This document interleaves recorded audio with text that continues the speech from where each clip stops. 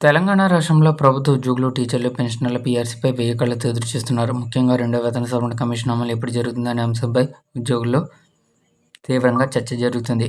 ముఖ్యంగా ద్రవ్యోల్బణం, పెరుగుతున్న ధరలు, అలాగే కేంద్ర ప్రభుత్వం ఎనిమిదో వేతన కమిషన్ సిఫార్సులపై చేస్తున్న కసరత్తు నేపథ్యంలో పీఆర్సీ అమలు చేస్తారనే ఆశతో ఉద్యోగులు, పెన్షనర్లు ఉన్నారు.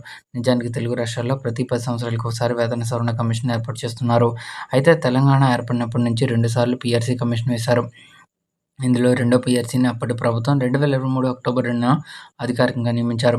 ఈ లెక్కన కొత్త వేతన సిఫార్సులు 2023 జూలై 1 నుంచి అమల్లోకి తేవాల్సి ఉంటుంది.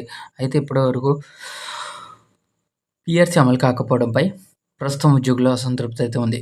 మరోవైపు పీఆర్సీ ఏర్పాటు చేసిన సందర్భంలో ఉద్యోగులకు 5% ఐఆర్ సైతం ప్రకటించడం గమనించవచ్చు. అయితే పీఆర్సీ నివేదిక సమర్పించే గడువును 6 నెలల పాటు పొడిగించిన నేపథ్యంలో 2026 సెప్టెంబర్ 30 వరకు కమిటీ నివేదిక ఇవ్వడానికి సమయం చిక్కింది.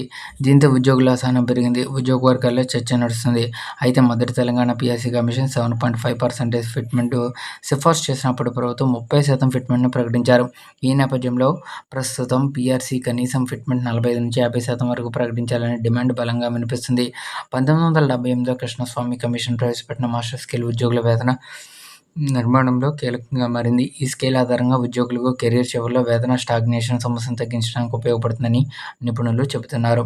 ఇదిలా ఉంటే ప్రస్తుతం పెండింగ్ డీఏ బకాయిలు పేరుకుపోవడంతో ఉద్యోగులు, పెన్షనర్లు ప్రస్తుతం ఆందోళన మొదలైంది. ముఖ్యంగా పీఆర్సీలో హెచ్ఆర్ఏ తగ్గించడంతో ఉద్యోగులు భారీగా నష్టపోయారు. ఈ నేపథ్యంలోనే పాత స్లాబ్లను పునరుద్ధరించాలనే డిమాండ్ ప్రస్తుతం బలంగా కనిపిస్తుంది.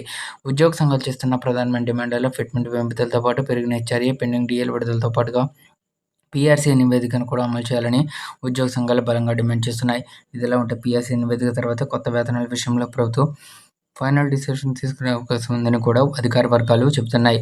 అయితే మరోవైపు ఉద్యోగుల వేతన సవరణ విషయంలో కర్ణాటక తరహా విధానం అమలు చేయడానికి తెలంగాణ ప్రభుత్వం పరిశీలన చేస్తున్నట్లు కూడా వార్తలు వస్తున్నాయి.